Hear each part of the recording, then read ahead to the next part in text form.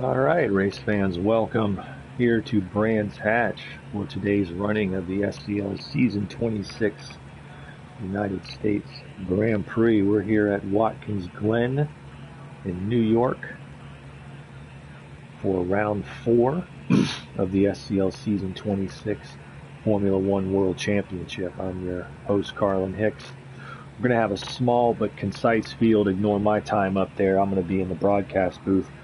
Just 6, possibly 7 starters for today's Grand Prix race. It's a developing series, making its return this season after a several season hiatus, but despite the small field, it's going to be a very good field as the championship is quite tight. I'm going to take a quick look here at the points table.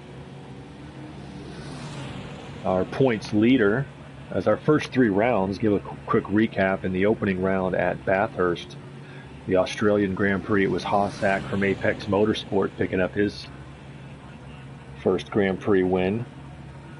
Then at Monaco, it was the Dutch driver Sanzo who won his first Grand Prix in the Monaco Street Circuit. And last time out, we were at Imola in San Marino, and it was Rita St. James, the First Lady of the SCL, who was able to win the San Marino Grand Prix at Imola. So through 3 rounds of 10, your standings look as such. Rita St. James with a narrow 3-point advantage over Apex Motorsports' Hossack. Average Gamer from XSM, who's been on a breakout season across multiple series, is sitting 3rd in the points. Wanma, his XSM teammate, is 34 points back in 4th. And Remy from JME, who's in the Sunday Cup League account that you're looking at on screen, 5th in points, flat out back in 7th. Also starting today's race, a number of planned entries: WKK, Cut Loose, No Lube, and Super 8. Not down here today at the Glen for the Grand Prix, so we were expecting around 12 starters. We're ending up with just 6, but those of you who've seen the earlier races, despite a small field, there's been no shortage of entertainment so far in these races. You're looking at qualifying right now. Hossack currently topping the time chart. I am going to take a brief station break. You guys can take a look at the timings and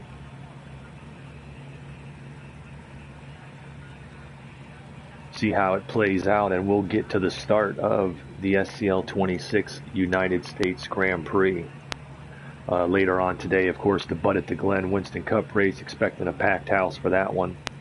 So we'll be back with you here after a brief station break on the SCL Racing Network.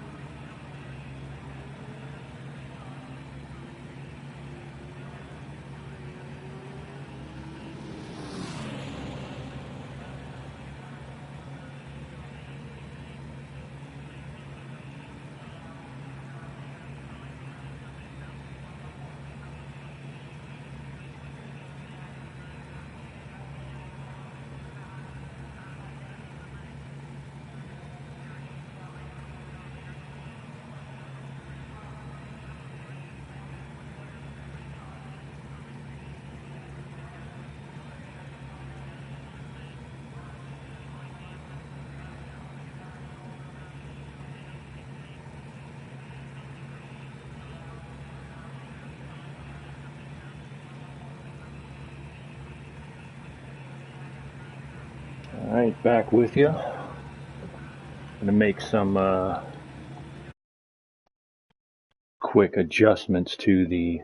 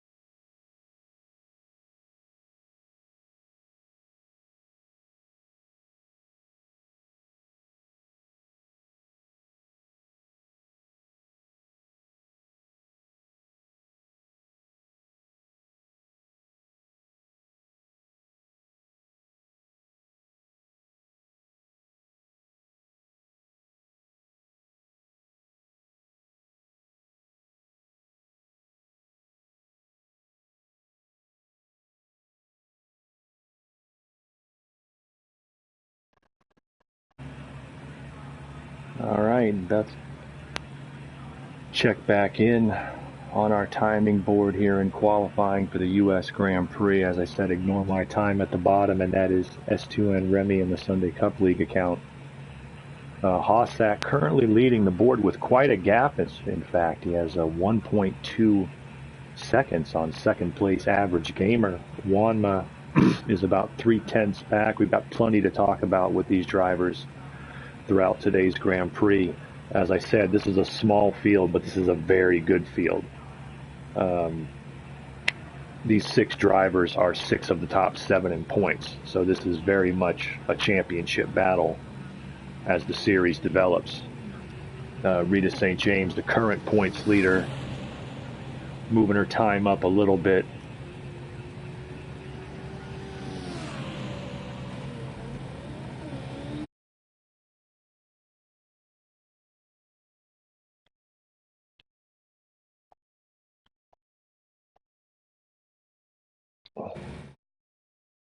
It's working on my broadcast team, folks.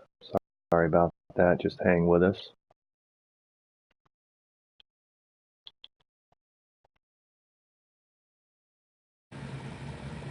All right, back to the monitor here where I can check out the timings.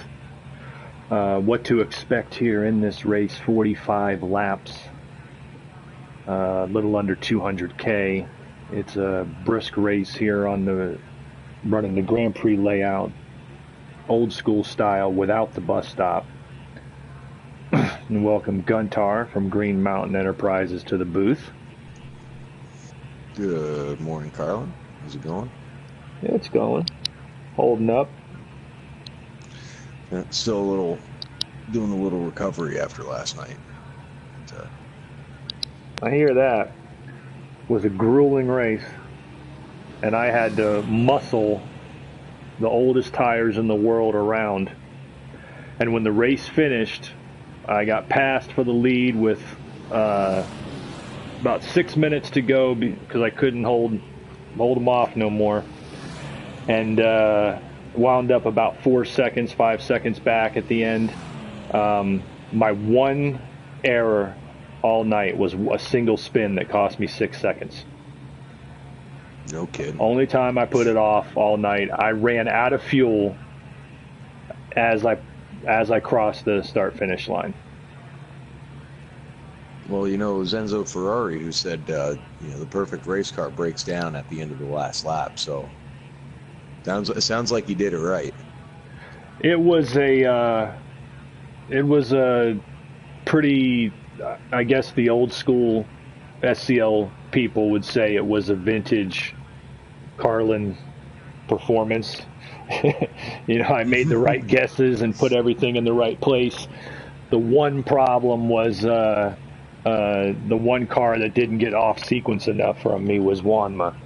And he had much better tires than I did at the end, and he still couldn't pass me for the longest time. But driver to driver, he put a little 8-wheel turning move through the carousel on me that is nothing worth reporting. It's just one of those things a driver remembers for later on down the road, if you catch my drift. Oh, yeah. But not a dirty move, but not a clean pass. All right, let me hop over with them real quick and get. Well, all right, we'll see you back in.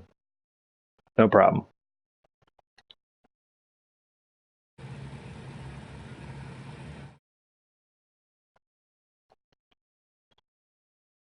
All right, so they're getting their starting order down. We'll read it off to you. Starting on the pole will be Hossack from Apex Motorsports. Second will be Average Gamer from Extreme Speed Motorsports. Starting third, the points leader Rita St. James from JME. Fourth will be Wanma from XSM. Fifth will be S2N Remy. Looks like it has me actually on the field.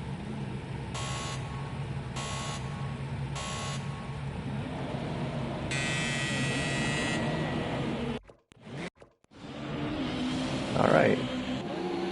So I get to hit the monitor from here.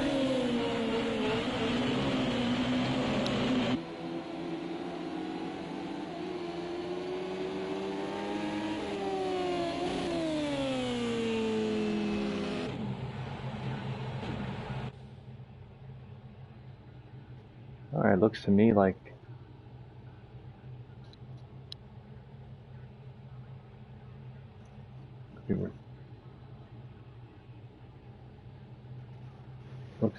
we retired it to the pit box. Something went wrong there. Might have been my presence. I'm not sure why it had me on the track. Didn't have the ready up. Sure, we'll get an update from down there pretty soon.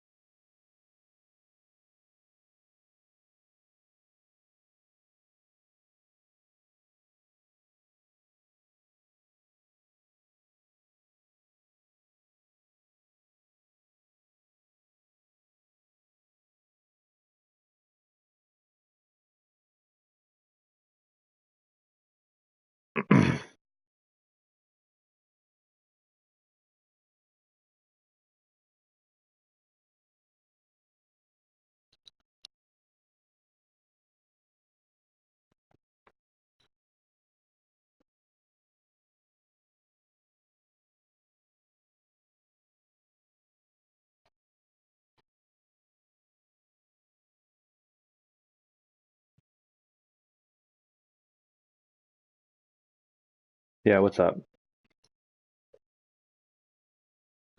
Yes, it's the ready up option. Yeah, like allow. Where is it at? Look under the race settings. Yeah, it's something to do with that. Yeah, it's one. I don't know. Yeah, yeah, that's why I was on the track. Yeah, it should be in there. And if you have to make a new room, just do what you got to do. All right, little technical snafus at the line. They've got their starting order though. As I said, the 45 lap race. Let me actually pull up. Got the point standings right there. Pull up the next tab where I will give you some track details here of Watkins Glen.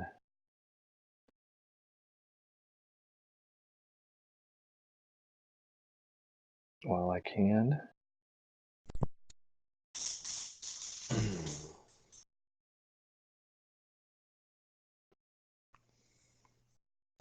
Those of you, So they running into some technical issues right now?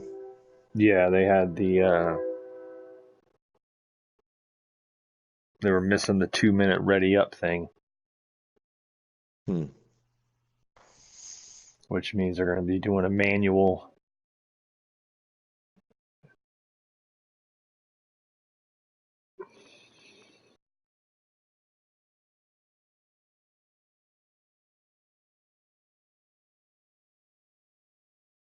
I've gotcha. Yeah. So it just didn't, Remy didn't have it set up for.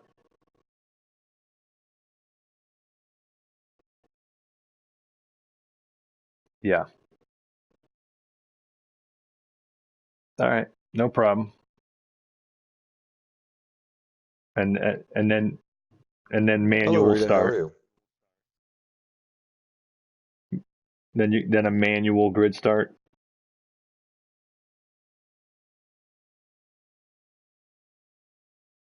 That's what I mean. Manual. Yeah, you have the starting order already. You're just going to manually grid start them. You have to roll up and yeah, that's what I thought. Yeah, just didn't have Remy do it and invite us in. Uh, we'll just stay here in the booth and uh, try to cover the dead air. No problem. Well, we got a little technical snafu there. Remy hosting on the SCL account. Got to get his ducks in a row. The weather is going to be fine. I believe it's mostly medium cloud cover uh, with a high noon start time. So we're going to have a nice warm track. Looking at the track map, there are 11 turns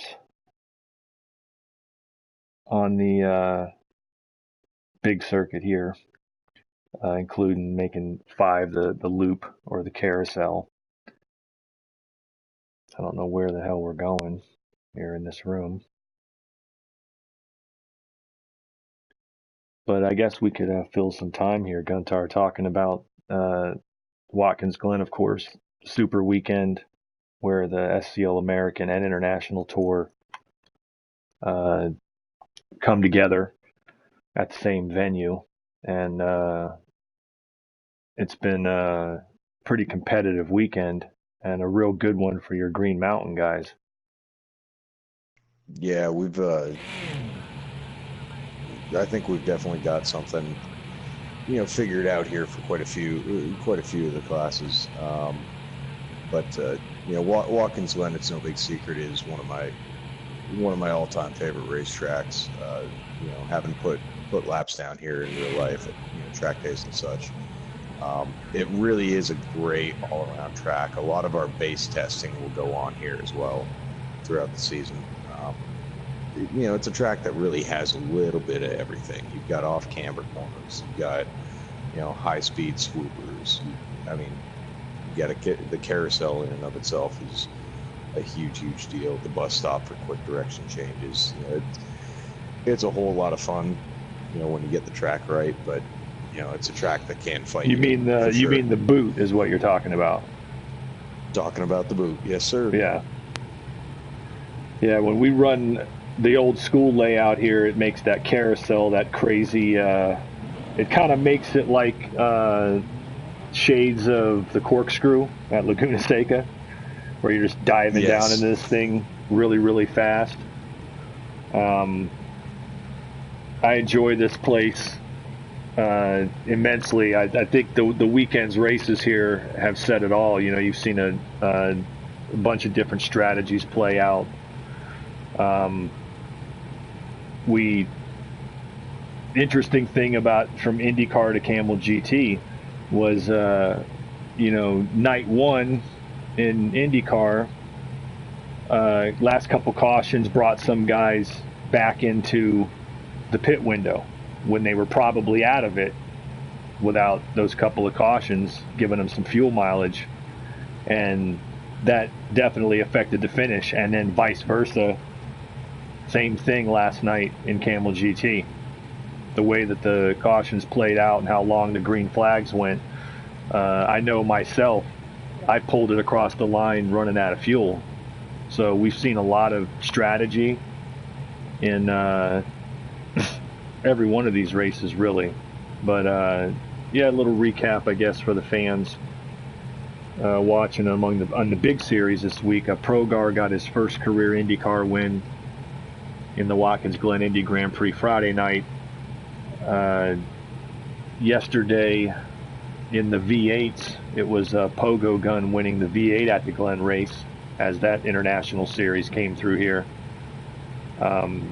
Average Gamer, who's in the race here in Formula One, was the Grand Am winner yesterday, and also led a XSM sweep as Wanma and Average Gamer were each the class winners, taking maximum team points in the Camel GT series, Paul Revere's Midnight Ride. They had a heck of a run. I had something for them, but I did not have the tires at the end, and it was tough. But everything played out except for Wanma, who made a splash and go stop at just the right time, probably 3/4 of an hour earlier. And that's racing. He made the right call and ran his way through the field, made a good run. You ended up, was it second in class, Gunter? Second in class, yes, sir. Yeah, good run. How'd your race play out there? It was interesting for sure. So the Corvettes and the Fords have very, very different pace throughout the runs. You know, where they're fast, where they're slower. So coming off that last restart, I knew I had to kind of hold on to the lead for the first couple of laps, and then I'd be let the Corvette guys, the XSM guys, get a little bit of heat in their tires, and I'd be able to walk away from them for a while. But as soon as I put fuel in the car, I knew the car would plateau, and those Corvettes were going to run away for a little while. But it turned into an all-out dash at the end, because my car, the Ford finally woke up and the Corvettes were falling off, and wound up closing the gap from 7 seconds to, I think the finishing gap was 1.5 seconds, with Gamer just barely holding on to the car. But it was a great race. It was almost the opposite of what happened in the P2 class, where guys were. I was a little more conservative with when I made my stop, and how much I put into it. But they ran hard. They ran very, very quick. But a lot of guys were waiting for that, one last caution to come out, just to maybe ran into some bad luck. All right, is a new room, or are you just going right out of here? No problem. We're ready for you. Yeah. Yep. Good luck, Rita. Oh yeah, I know from personally it was a third straight podium finish, but really it was the best drive I've had I've been falling off in Camel GT, and it was the best drive I've had in a while, just because I had the strategy right. I pushed everybody but one car out of the pit window with me, and just needed a little more tires. I had to go too far on that set of tires that I didn't have enough to have enough fight at the end. But all being said,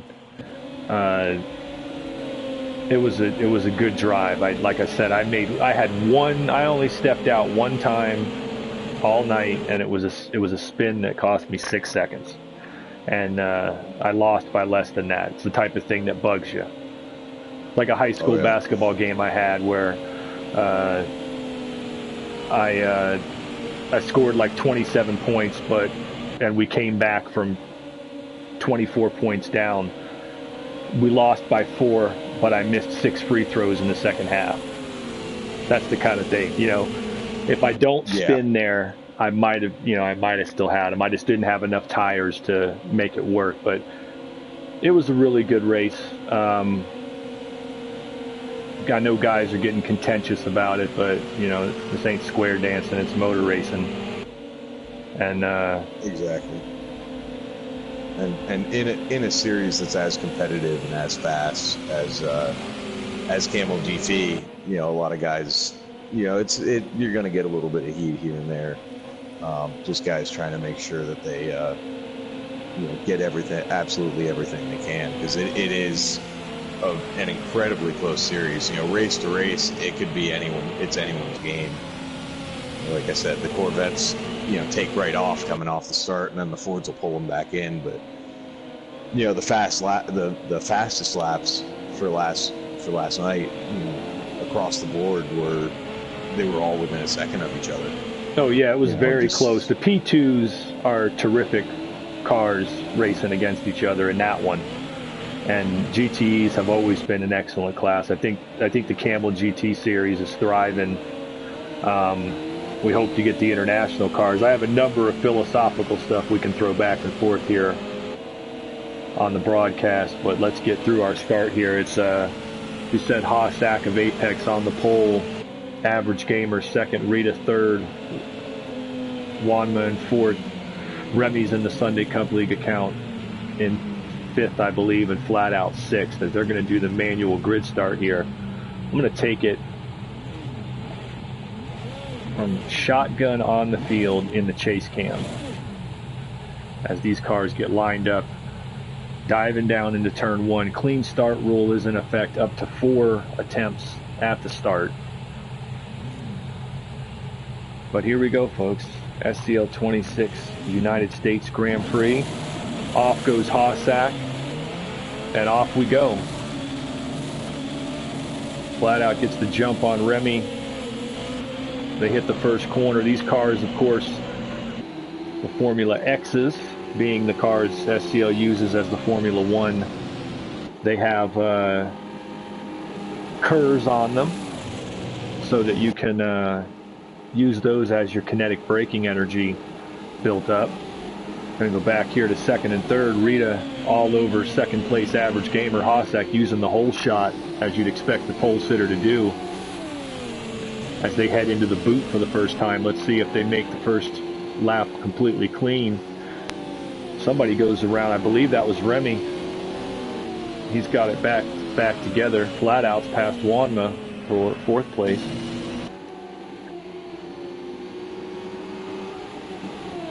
But they look pretty clean. The big thing to watch out for today is going to be, as twitchy as these cars are and as downforce oriented as they are, obviously you can run wide in one, but it's very, very bumpy out there. So I depending on the tech packages the guys are running, I wouldn't be surprised if we saw some guys get, if nothing else, get loose coming, trying to get a big run coming up the S's. All right, we're clean and green to the first lap.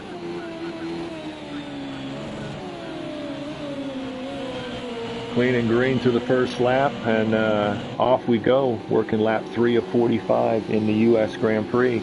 You're looking at the battle for fourth place there. Wanma up in front of Flat Out.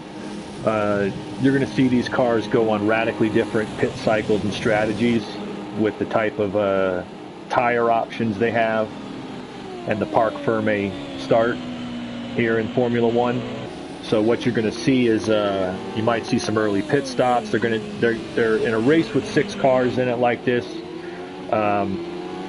I promise you we're going to have some downtime in the middle as they get separated, but it's all going to come back together. The finishes in the first 3 rounds of the championship this season have been right on top of each other. Wanma passing Rita for third place there. As Rita fighting that car. But Hossack has taken the whole shot. He has jumped out to, looks like 7 seconds on my board.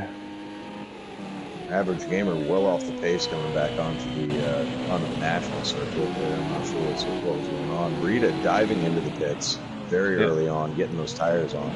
Oh, Rita overshoots her pit box.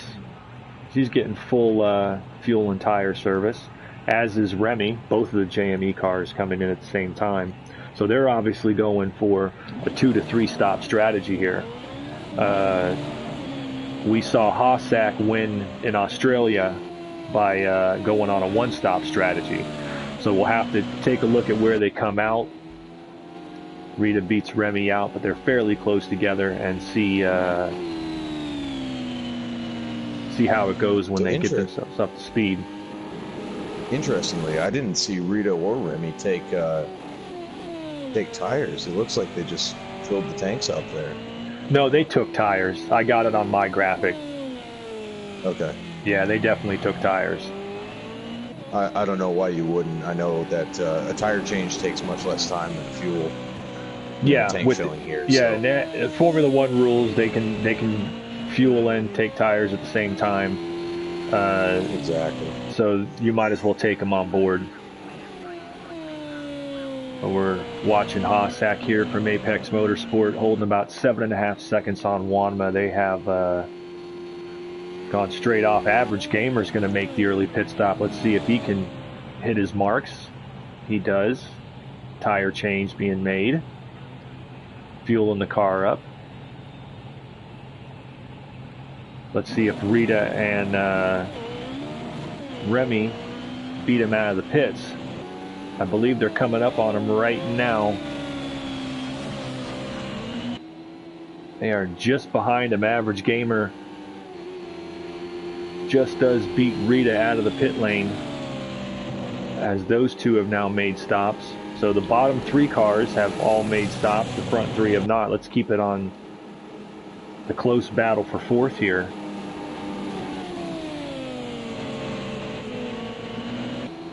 As Rita St. James is chasing Average Gamer, who, as I said, was the winner last night in the GTE class in the Camel GT race, Paul Revere's Midnight Ride.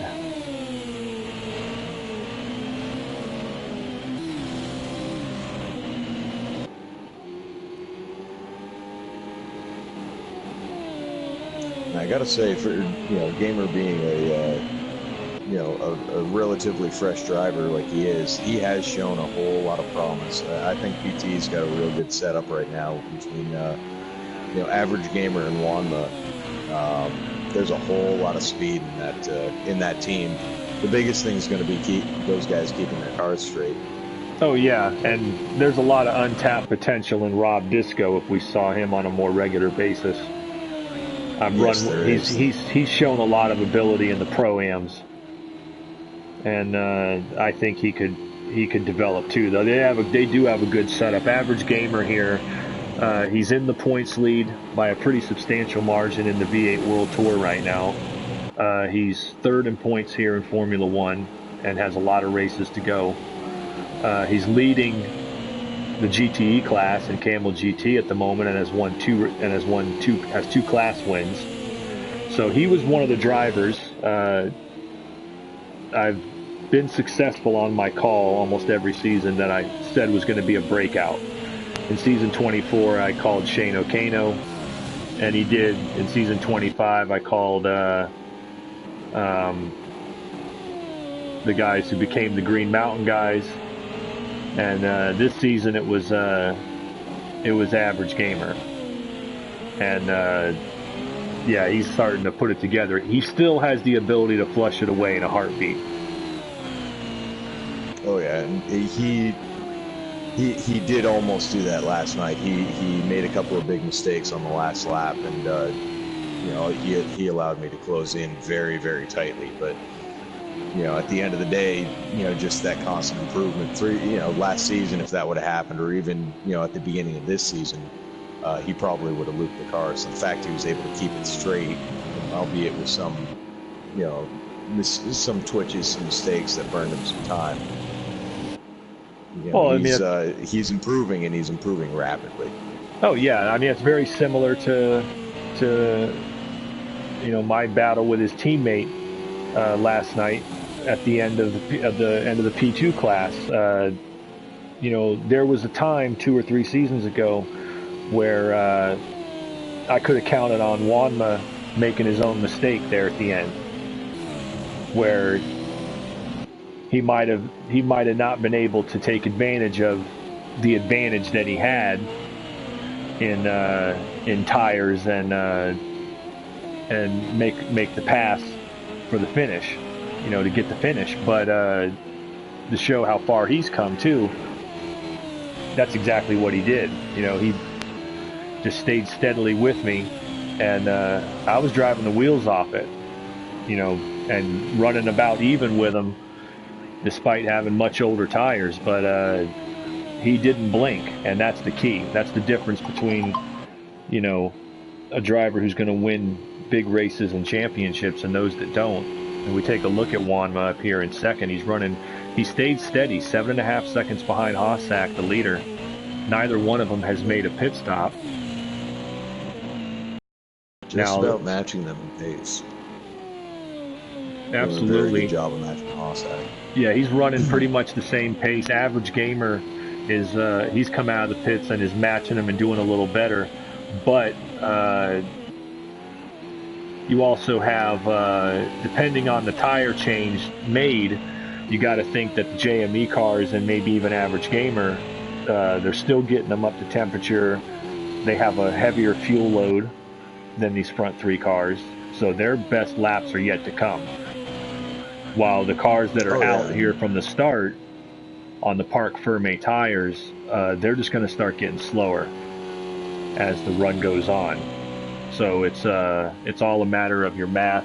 Like I said, with a small starting field, this is a small field, but these are the 6 cars that would have been up in the top 6 or 8 anyway.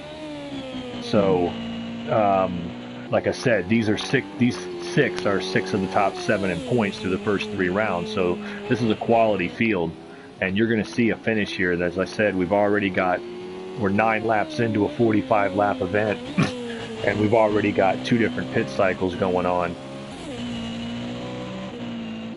But and you got to think too, for the cars that are still on the Park Ferme tires, if they're planning on running these things for the full fuel load, the best thing they can do is not get in their heads.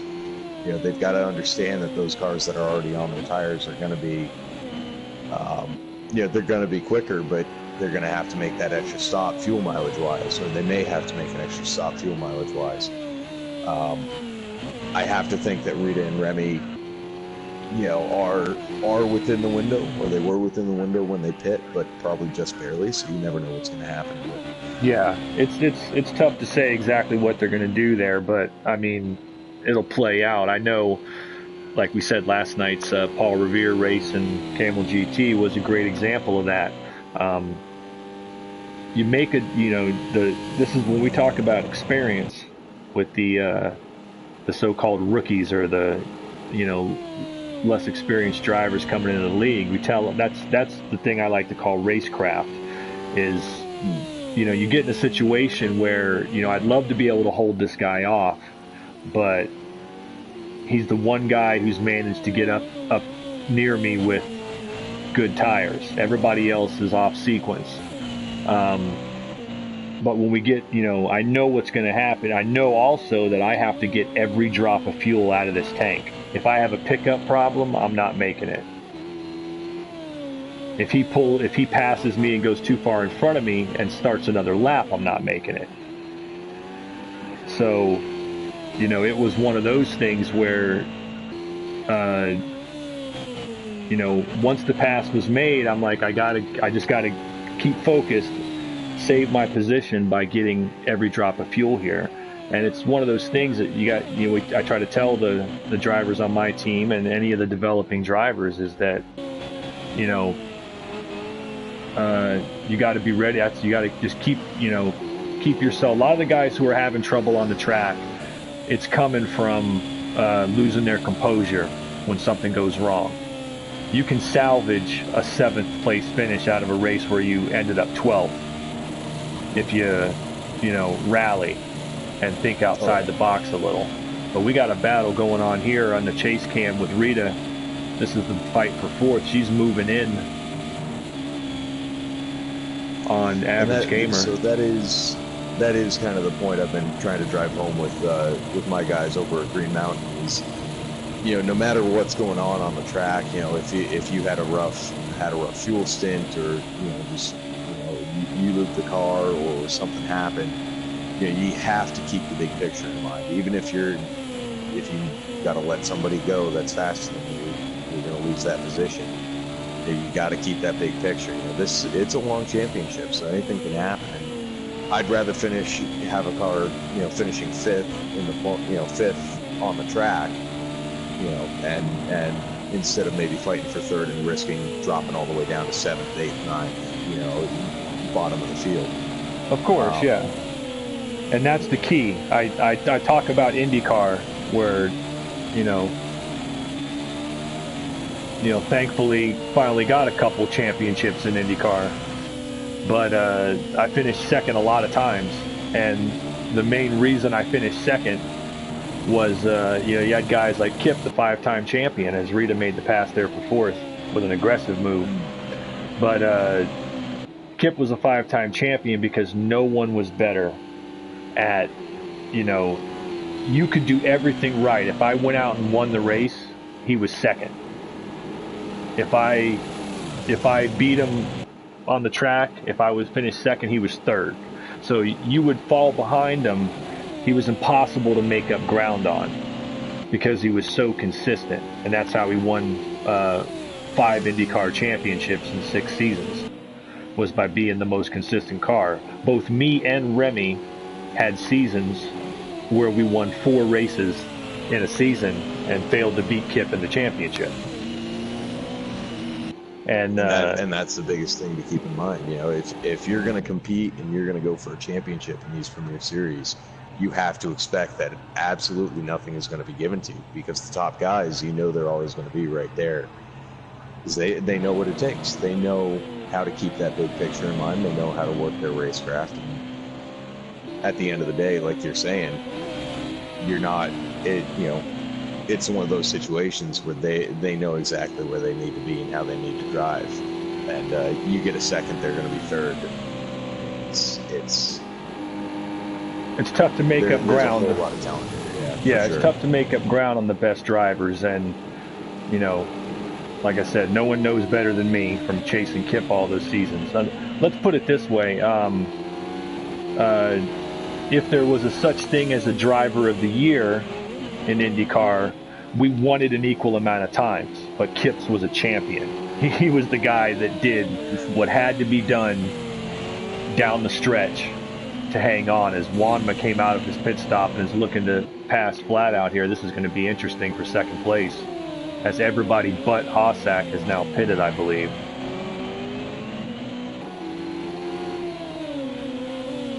But yeah, that's the interesting thing in any one of the championships. It's so competitive that you got to stay with it. Which brings up, it's a Formula One race, and we got time to play out here. I'm going to throw some hypothetical stuff at you, Guntar. All right. These are not anything that has been discussed or anything by officials. It's just some of the things that are in my race marshal's book of ideas and that I'd want to get a team owner and a marshal's take on it. And if any of the viewers want to chime in on the comments, we'll entertain them too. Yeah, we got a hell of a battle. Wanma gets by flat out. Flat out's trying to hang with him. They're starting to fall off. And we got a little gap. Let's take some time. Hossack running out front. We'll put it in the cockpit with him until we see these guys pull up on each other. I'm not seeing Wanma with a full load of fuel. So he must have just taken tires for the time being and go out and try to make some time on Hossack before he comes in and takes fuel. That's an interesting strategy that I can't say I've seen someone do that before. Or a mistake in the pits. Yeah. Yeah, that's entirely possible. or a mistake in the Maybe pits. fuel nozzle was having trouble. Or... All right, let's get into the cockpit of our pole sitter and leader as he gets ready to go through the boot in his Formula One car, Hossack. I'll throw that out there. One of the things, as you know, with the points, the way the points tables have evolved over the years in SCL, a lot of it has to do with a whole lot of study of real life series, what the effects of the various types of points tables have on the racing. Given the number of mechanical issues that we've seen this season, what are your thoughts on the more top heavy point system to try to mitigate DNFs? Now, what I mean by that is through the research that I myself and the other officials have done over the years on the points table, is basically it amounts to this: the bigger the gap between the front group, say the front top 5, and the rest of the field, the more you can afford missing a race or having a DNF. Now, you want to strike the balance of rewarding consistency. You want your guys who race every week. You don't want a guy who runs 5 races of 10 winning the championship, but you want to be able to kind of mitigate some of the problems. Now, I think we have a good point system as is, but given the number of DNFs that we've seen and how competitive it is nowadays just to get into the races, what you could do would be, something along the lines of, you have the standard points as it is, and everything from 6th on back, the number of points are cut in half from what it is now, or something along those lines, so that it's even more top heavy in the top 5. What are your thoughts on that? So yeah, I could see something along those lines, or even almost a burner system where for all of the starts that you made, you have to you pick. We've done that before. That's off the table. It's too complicated for the scoring table. Fair enough. So yeah, in that case, yeah, I think I think that's not a bad plan. The only issue I would have is for some of these guys that it's one of those things where you're gonna there are gonna be guys that have issues that run into issues with blown motors, and even just having a bad race, and it can really do you over. I'll give you the mathematical gist of it.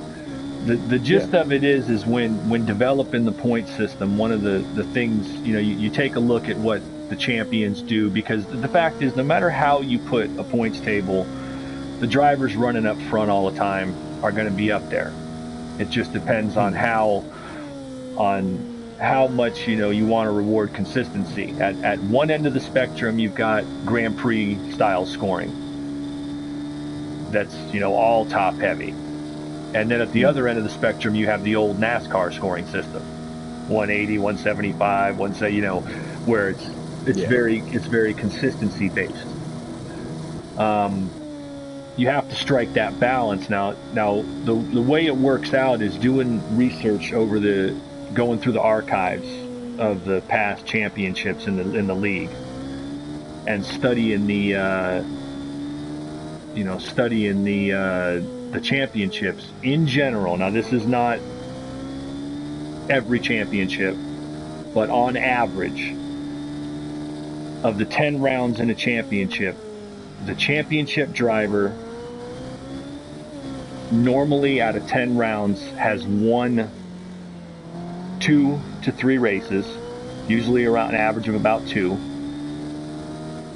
has finished in the top 5 or the top 3 on the podium at least about half the races, as Hossack's finally hitting the pits, about half the races, so has about 5 podiums, and is in the top 5 about 8 out of 10. So 80% of the time in the top 5, 40 to 50% of the time on the podium, roughly 2 wins. So what that tells you is that The top. yeah.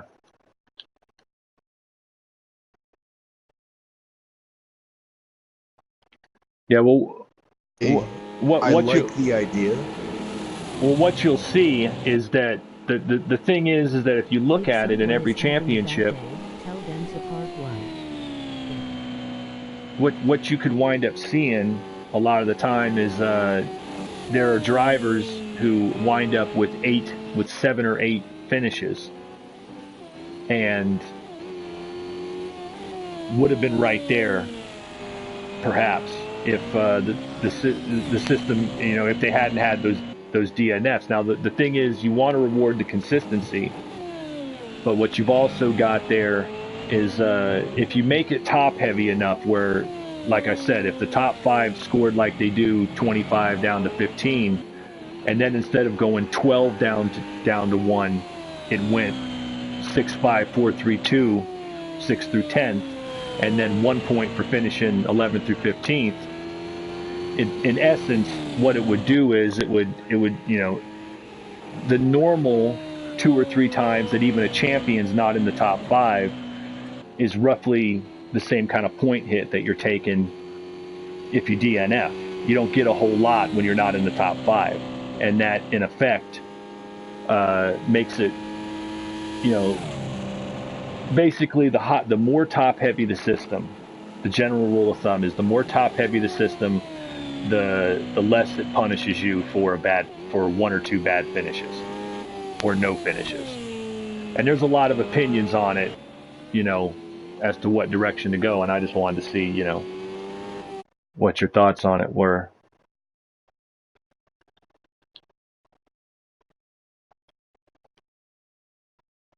Hopefully, improve the racing. Just because, guys, that would be a huge incentive to go for those top 5s.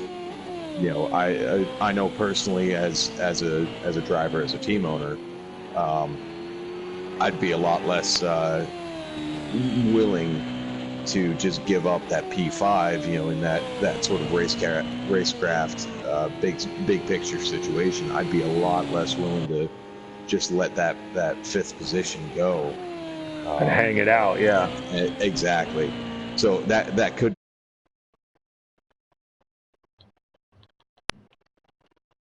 heads. It shouldn't cause any huge gripes.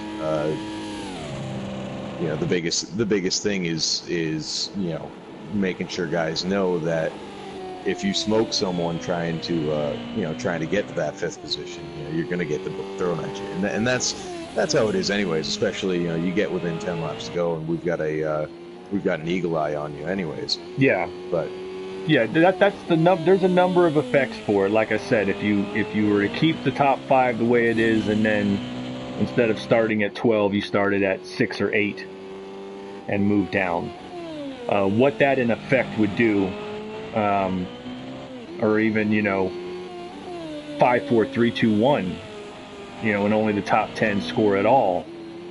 However you do that, what the effect will wind up being is a couple of things that you'll see. Like I said, it'll enable you to miss a race or 2 and not be completely out of it. Number 2 is that it would you would see less provisionals early in the season because there'd be more people tied, like the story we had last night. You'd see fewer provisionals able to be claimed through the first 3 or 4 rounds of the season until people start separating. Especially the guys who haven't finished in the top 5 yet, down there at the bottom. It would give you the chance to make up ground in a hurry. Now, how much support that would get from the rest of the board, I don't know, but that's one of the things came up in the off-season meetings. We decided that with International Tour launching full bore, we would keep the status quo and let it play out. we don't have a problem with the current point system, but it is more consistency based. And it's even a step away. We used to, when I first started in the league, it was a very simple 15-to-1 system. As consistent as you could possibly have it. But yeah, that's just one of the things I'm throwing at you. In fact, to some of the action, these guys are separated on the track by a bit. We've been watching Hossack came out, made his pit stop. He's working just about halfway as he catches the wall there coming out of turn 11. He's hitting lap 23, so we're getting the crossed flags. We're halfway home here in the SCL 26 US Grand Prix. Wanma's gaining on him. Wanma's gaining on him for sure. Have to take fuel here. You got to think he can't have much left in that tank because he still hasn't taken fuel. I'm only seeing a little less than 5 liters in the tank right now. So there must have been a mistake, or Wanma's trying to do some interesting strategies, but. He is the fastest car on the track right now. Oh yeah, he's light fuel load, tearing it up, trying to gain some time. I think that's what the JME cars are trying to do. They're running quicker and quicker now as well, pushing into the 118s or close to it. But yeah, Wanma's making up ground quick on Haas here. Whether or not that's going to come into play, not too sure. Keep an eye on that. Let's take a look at Juan as he's coming up. Yeah, he's going to have to stop soon. He is sliding that thing all over, but he's going fast. Yep, Wanma dives into the pits on lap 23. Let's see if Rita is going to get by him. I believe she will. As we're just past halfway, the differing strategies playing out. Like I said, it's a small field, but it's a high-quality field among these 6 drivers, and they're dogfighting for the championship. But yeah, that personally is my I'm leaning towards suggesting is mostly what we got now, just a little more top-heavy. But I'll throw a few other things at you as we wait to see as Wanma comes out 18 seconds back. How did Rita end up? 32. They didn't just hit, did they? Came in. Rita did just come in right behind Wanma, and it looks like she just took a splash. So I would guess she's just trying to keep the car from being as heavy as humanly possible, keep a little overall pace, and take a little extra time in the pits. Yeah, maybe Remy might not have yet. He's up there in 3rd. Rita behind him. Let's keep our eye on Rita for now. But yeah, we got these guys on all, like I said, all different strategies with about 20 laps to go. So there's no telling what we're going to see play out here. But I'll throw another one at you. This is one that I doubt would ever change, but I'd love to hear a fresh set of eyes, pros and cons on it. There's a number of reasons and a very long history into how the provisional system, as there goes Remy hitting the pits, as to how the provisional system builds up. Protects your regulars, the guys that run every week. And it's been an effective system, and most of the drivers like it. Just to throw out there, though, to people, there's a lot of cons with it. But what are the thoughts about the provisional system, and is there ever any wishing and entertaining that each race was a straight 15, fastest 15 times go in, and you take your chances with the number of drivers we've been getting into races? What are your thoughts on that? So I'll be honest here. I like having the provisional system more because, and this is more of a programming thing, in project cars, because of how small you have to keep the fields and how many fast cars we have. I think it is the best system that we could possibly have right now. Now, if we could have 24, 25, 26, up to 30 car fields, that would be a very different story. And I'd say let them run, and if we have a few too many, then we have a few too many. But I can promise you, if the next gen does what they're talking about, and the rumors are flying of anywhere from 20 to 30, 20 to 32. They already do 32 on the PC version. There's rumors that they'll do that. Of course, we would fill it. We would. Oh yeah. We would fill the field. Like I said, to lay it out for the drivers and those was Hossack hits the pits again, as he overshoots them as well. Let's see how they come out behind him as he pits on lap 26. But the pros and cons of it is very simple. It protects your regulars. You don't get a bunch of outside guys coming in and bumping your guys out. That's especially a big deal when a series is developing, which we're not really on anymore, as Wanma manages to pass Hossack there for the lead. But that's obviously the good thing about it. It gives you a reason to want to get up there in points. I guess the cons on it have been that there's not a lot of spots available when you're not already in the provisionals, and perfect drivers who would absolutely be contenders if they could get into the race are having trouble in at-large qualifying, which I'm not saying that with anything other than professional courtesy sympathy, because you're getting a fair shot like everybody else that you're racing against. But I guess it comes down to the SCL officials. We really wish we could get all 25, 26 guys that are coming out to these races into the field. If we could do it, we absolutely would. And I think the provisional system is the best way to do it. Makes you earn your way in and puts the prestige on it. But I'll throw you a suggestion I've gotten that I'm not a big fan of, but there's been people who said, why not run, when you have a multi-class race like Camel GT and you have 12 entries from each one, run them each in their own room, and it's the same event. So I'm not a fan of that personally. That from a bodies, filling bodies, getting guys, getting everybody a fair shot. But the biggest draw to Camel GT, as a whole, is the multi-class aspect of it, right? It's not just you running your race; it's you running your race, for you guys in the P2 class, trying to get through us in the GT class cleanly, and for us, it's figuring out how we're going to move around and compete with each other, and not wind up hindering you guys too much at the same time. That's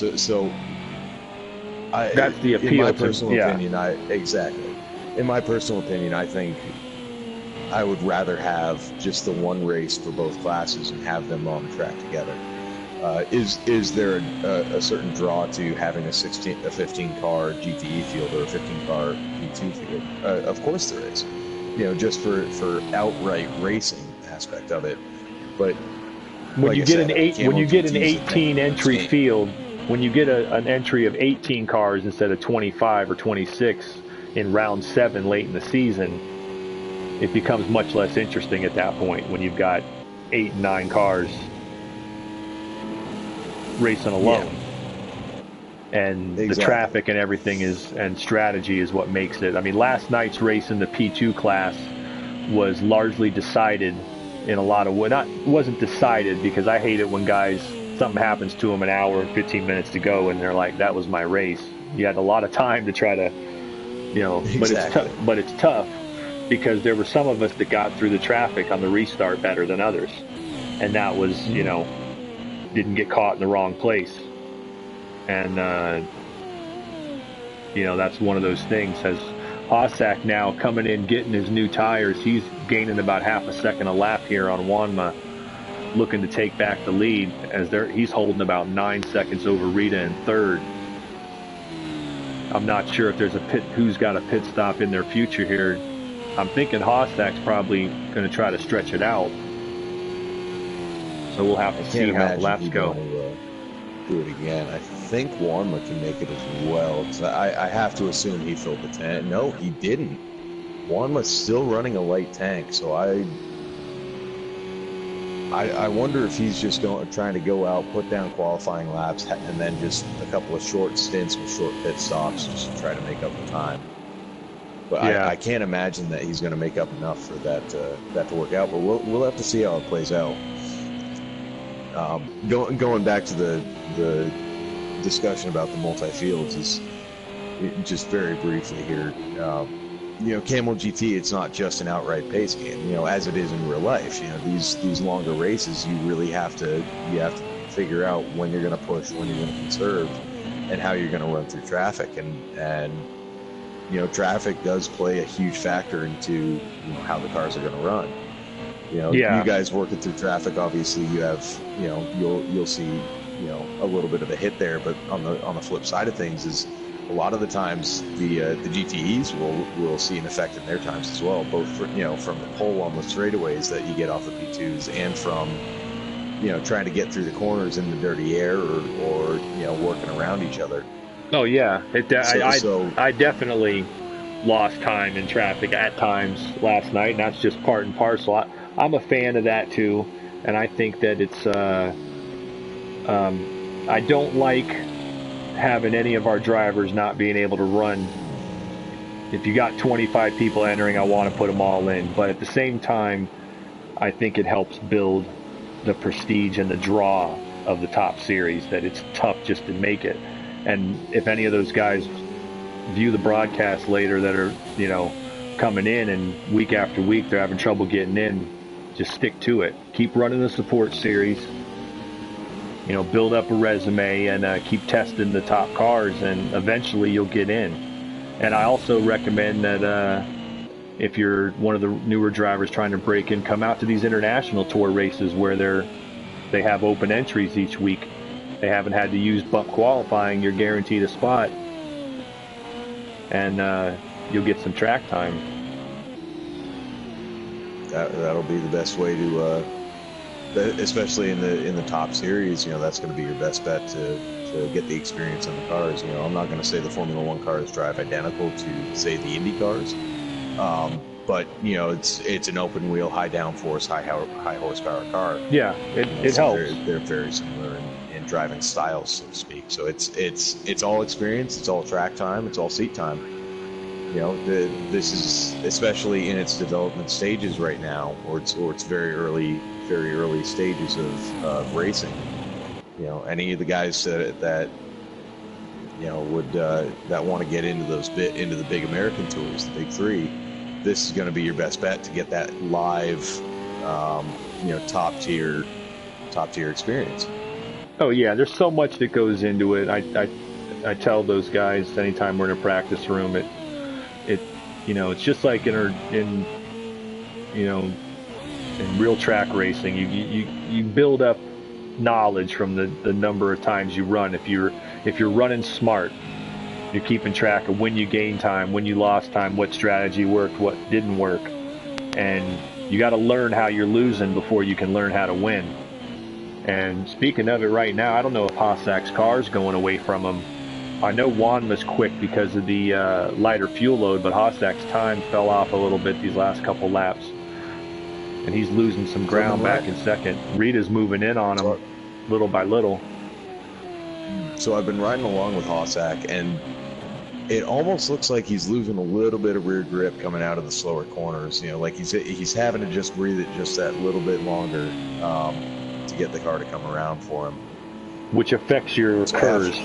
Affects when you can hit the curves and get moving and really tear up the straightaway. We know he's capable of quick laps, and I think he's buckling down now. But let's cycle back a little here on Rita, who's about 8 seconds behind Hossack as we're working lap 33 of 45. She started third. She's sitting in third. She's got the points lead. winner last time out at San Marino, her first Grand Prix win. And what can you say about the First Lady of SCL? You know, she comes out and runs with the big boys. And here in Formula One, she decided to make a full run this season based on like what you were talking about, Gunter. She's,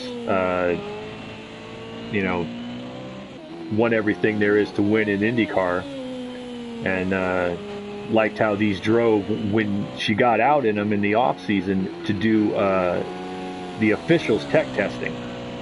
You know, the stuff the drivers don't see that we do in the off season to try to, you know, figure out what, you know, the cars and the tracks and what the rules packages need to be and all that. And she got out here in this thing and came back and said, I'm running this one.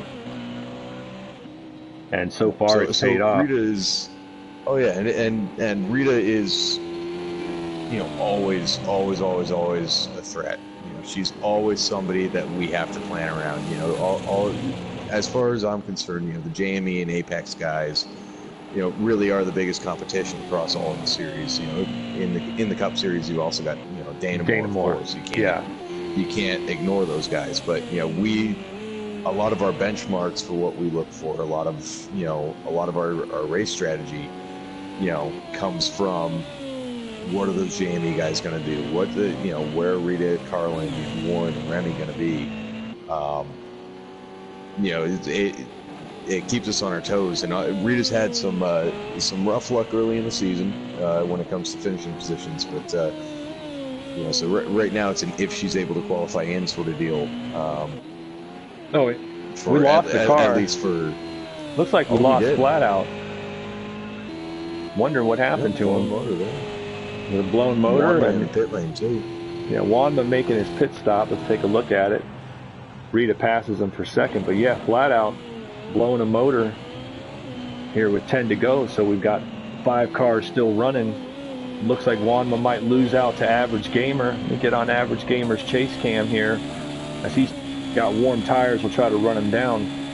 Now, Rita's season so far... Oh, go ahead. I was going to say, Rita's season so far, she's leading the points in IndyCar, so she's having a good run there. She won in Daytona. Camel GT, she was switching classes this season, moving over to GTE. We knew going in that with qualifying as tight as it is, that she was going to spend most of the season just trying to get into the top 5 by the end of the season. And so that hasn't been a huge surprise. And as far as Winston Cup goes, we're out to lunch. We don't know what else to do with the cars to make them go anywhere the way they're currently running. We're just out to lunch on them. They're definitely a very difficult car to hold on to for sure. You know, you go to a track like Texas or Indy, and we'll have one lap where the thing is absolutely on rails, and the next lap it's trying to kill you. And the problem is those cars start to go around, and for whatever reason, there's just no saving them. I'll tell you, sometimes you can, but I'll tell you what, it's nothing that's the fault of the series director or whoever's or any of that stuff. It's what happened is, and what I'll ask you to do is go on to the YouTube and scroll down or search for it. Look up the Texas races in season 22 when we first got on here. Before they did an update that came middle of season 23, maybe, and towards the end of season 23. When they did, we used to run there. If you look at the end of the World 600 from season 22, me, Barron, and Johnny ran side by side, nose to tail, for the last 30 laps or 20 laps of that race in Winston Cup cars for the racing for the win. Seriously, like if you go look it up, you'll see it on the broadcast. When they did the update, it completely, it improved a lot of the other cars, but it didn't do anything. It really messed with the handling of the Cup car for whatever reason. And, what steps to take to try to remedy that has been the main point of contention among the various officials, myself included. But at the end of the day, it's not any of the officials or the series director's fault. It was an update that's why it's just damn near impossible now. I believe they made an update trying to improve the drafting and the air. And while they succeeded at Daytona, they made the dirty air really, really diabolical, and the car really, really unstable at the rest of the track. I mean, last weekend's Texas race is a perfect example of that. I mean, I was sitting in a good enough spot that I was able to watch. I believe it was Kips get sideways, or it was Kips or Barron got sideways, and the other one just from catching the air moving off that car wound up getting sideways as well, and it damn near killed half the field, just the air moving around those cars like that. It's absolutely, I think you hit the nail on the head. It is diabolical. Even in perfect conditions, you get within a half a second or someone, and the nose just completely goes away from the car. There's nothing you can do with it. Yeah, and it's just it's like I said, it was after that update. I mean, there's not much to do about it, but at the end of the day, it's we've been out to lunch because we don't know what else to do to the car. We've done everything to the wheel that we can do. We've done everything to the tire pressures we can do. And, there's a few other technical things that are catching the officials' eyes that we're trying to zero in on, related to that kind of thing. But it's just, it's just like being, it's just like the directors in a real life racing series, the constant battle to figure that balance out. There's a big wish list for the next software that we'll see in a year and a half or so, 4 or 5 seasons from now. And hopefully it'll work itself out. Well, here comes Rita. Let's get on the chase cam for now as she's coming up on Hossack. I don't know about the fuel here. 39 laps of 45. We've had them spread out, but like I said, they're coming back together. There's a battle for the podium, and there's a battle for the win. We're on the chase cam here with Rita as she has been gaining and chopping off time here on Hossack. But there's one thing we've learned in a full weekend of racing here at Guntar, it's that you can catch somebody, but that dirty air will prevent you from passing them. Exactly. I mean, you could have the absolute fastest car on the track, which it looks like Rita is right up there with competing with Gamer for those fast laps. But the second you get in line with the car, all of that changes. The car is going to change how it drives, how it behaves, and some guys will have a faster car leading, some guys will have a faster car following when you start getting into that air. But you're kind of seeing it here with Rita and Hossack. She closed up on him very, very quickly, and now she's not able to. She's kind of maintaining that 6/10 to a second back. Just having a little. I don't want to leave. Try to get him in here. No, I agree with you, and what I was going to say is that in the IndyCar race on Friday night, there were cars on the track that when I was in front of them, I could pull away from them. They couldn't keep up with me. But whenever I was behind them, they'd pull away from me. And it was like, it's all the dirty air. You'd catch up to somebody and then you just couldn't get by them. And that's what Rita's going through right now. Something happened back there with Average and Wanma. Average just fell 6 seconds back when they were right on top of each other. So I'm assuming those two might have got into each other. Not sure. Keep an eye on that. But meanwhile, Rita got by. I'm jumping around trying to catch everything, and she gets by Hossack, who I believe is fighting his tires at this point. And you've got to think that they've got to be falling away. He, I believe, hasn't taken tires since that initial pit stop when he loaded the tank down. So I'm sure they're getting a little. I think your graphic might be. Sometimes the graphic don't show it. Most of the time, I don't think he would have come in and not taken tires, but he might just He has an aggressive setup. And Rita gets by him here on lap 40. Now we're on 41. Something happened with Wanma and Average. Somebody got around there, and it looks like Rita swung wide and got by Hossack. So she's looking for her second straight Grand Prix win, and let's see if Haas has anything for her.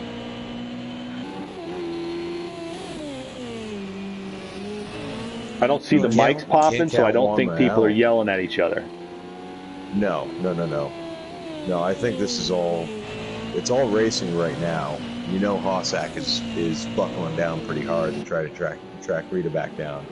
But the other thing Hossack has to worry about is Wanma's right there, and Wanma is not off pace by any means. So no, he's catching him too, and Hossack's only 3 points behind Rita coming into this race. He's got to think about not losing any more points. And then you got Average, who I don't know if he's got enough time here, but he's tearing it up now with a clear track. So tough to tell. We'll see if there's any difference. Rita, meanwhile, stretching it out. She's running the fastest laps on the track right now, hitting that curves at the right time and tearing it up. Meanwhile, Wanma's coming up on Hossack as we're nearing the finish of the U.S. Grand Prix. And you can see him. He's got Hossack in the foreground.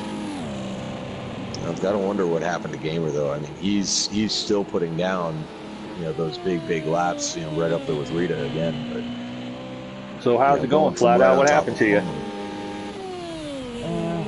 Combination with worn out driver. I got you. I'm worn out. I've been up since 4 a.m. in the morning. I hear you.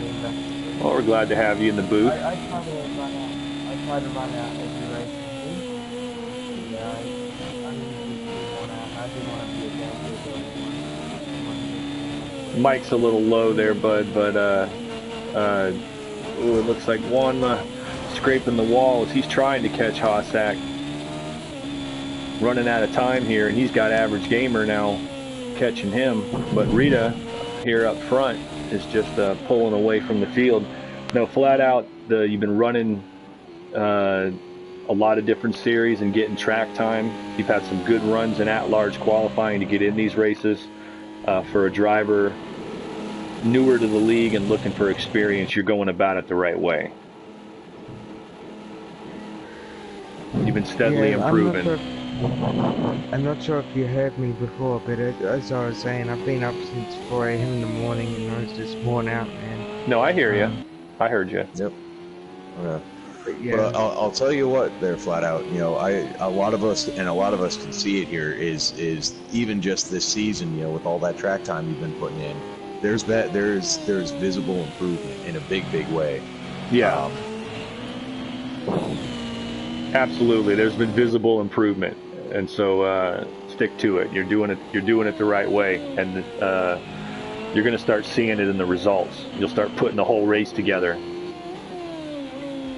Now look what we got. We got Average Gamer catching up to his. Now the question is, Average Gamer and Wanma are both pretty high in the points here.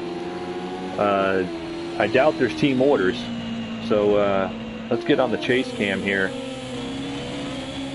As this is for a podium spot, Wanma dives in. I'll bet you he's out of fuel. Yep, might have been fuel. He has to stall too. Yeah, he's going to wind up falling back. Let's see if Remy has a shot at him. I don't think so. 2 laps left. I don't think Gamer's going to be able to catch Haas, but Haas is well off the pace right now, so we'll see what happens. Yeah, we'll see. We'll see if he gets up close to him. But meanwhile, Rita's looking to take the white flag and looking for her second straight Grand Prix win. It'll be her second official win, but don't forget she won 3 of the exhibition races in the preseason. So, I mean, you're looking at a total of 5 wins in like the last 8 times these cars have been on the track, if she can hang on to this. So she's definitely put together a what at least early on is looking like a championship season. But that being said, if Average Gamer doesn't pass Hossack, she leaves here with just a 6-point lead.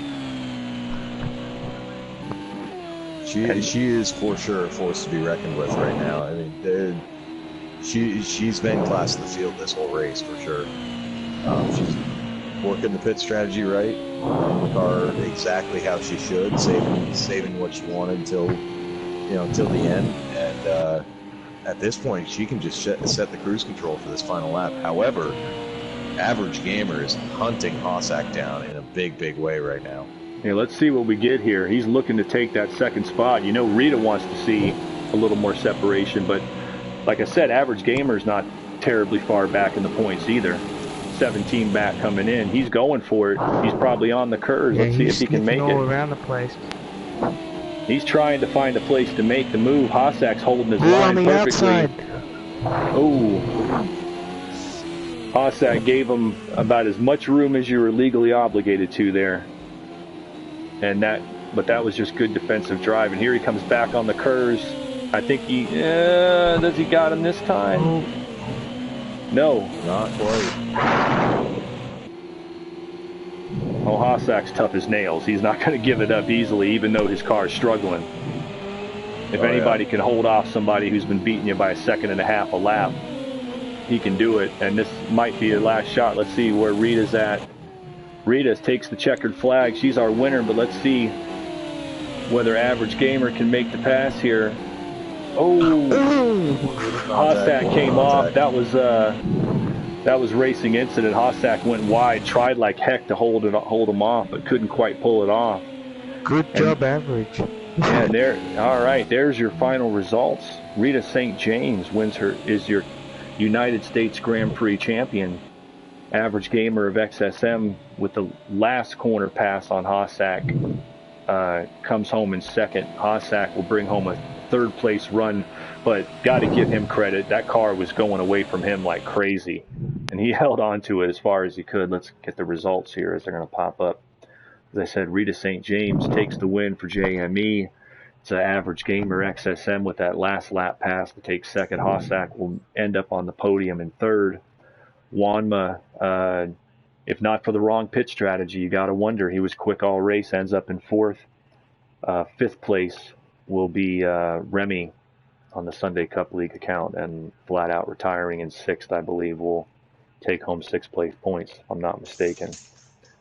Let me go ahead and get my screenshot here. Captured it. All right, hell of a show, guys. I'm going to hop in the room and talk to the drivers.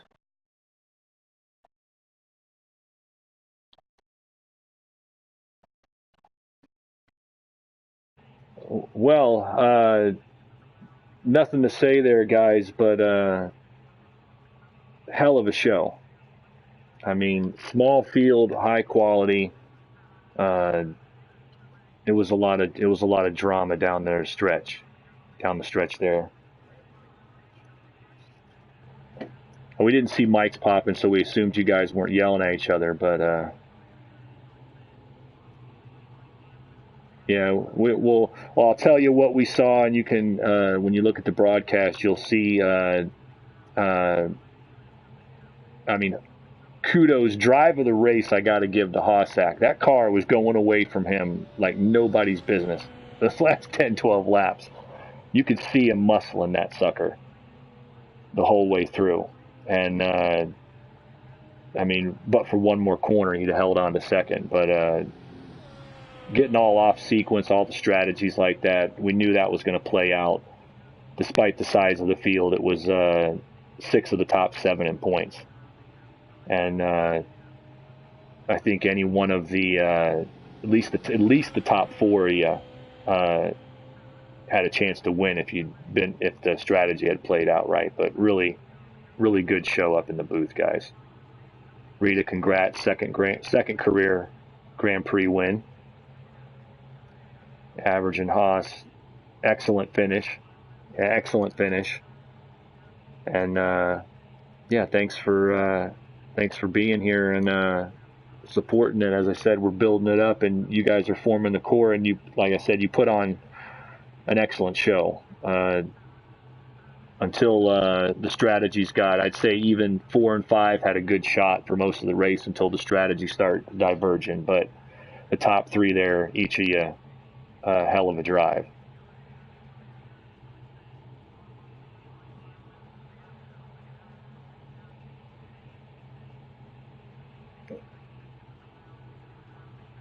That'll happen.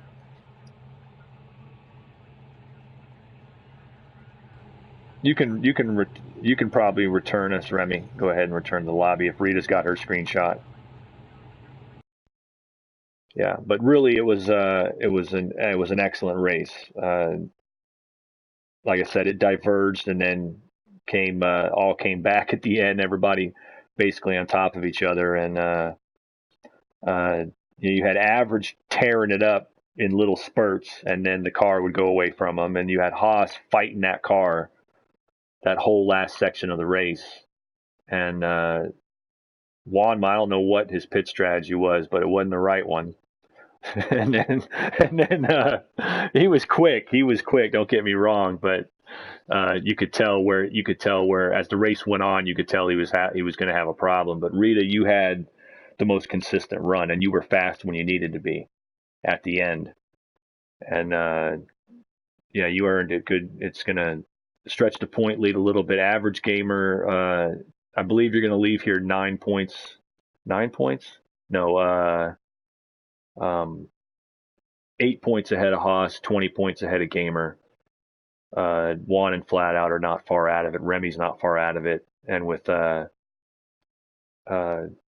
6 rounds to go, including the trip back to Britain next week, I think it's going to be a dogfight because you guys are putting on a show with a small but high quality field. Because that race was, we couldn't tell halfway through who was going to win it. You know, you couldn't see a clear advantage halfway through. It was in the first part of the second half we started to see who had the strategy problems and who had those issues. But really excellent race, guys.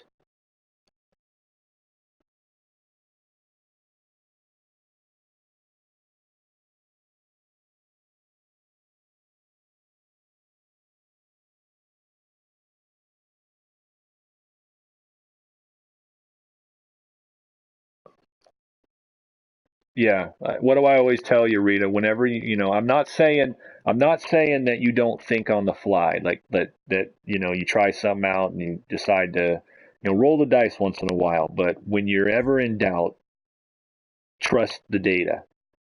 You put in the time to get the data, trust the data, and fall back on it. And like yesterday in Camel GT, I hadn't been in the car till Saturday morning, all week long. I got in, I extrapolated some data from our P2 setup from 3 seasons ago, put it on the car, and made one adjustment during the race to something different, and did pretty well. Ran out of tires at the end and still finished pretty well. But it's one of those things that, like in that race, you guys showed it, all the different strategies, how they ran with each other, and I thought you guys put on a real good race. Congrats to you, Rita, and to everybody else later today. Bud at the Glen will wrap up Watkins Glen weekend. And so the Winston Cup cars will be attempting to stay between the lines out here. I'm not bad by myself, but you're not racing by yourself. So can put the car on the track, yeah. But otherwise, we'll catch you guys next time. I'm gonna wrap it up. Already this morning, I got to make a store run to get something for the little man. He wakes up ass crack of dawn and already demanding things. So, and I still got to get sleep for later today. So, yeah, I'll catch up with you guys later or catch up with you this week. Congrats, Rita. Great race, guys. All right. Have a good one.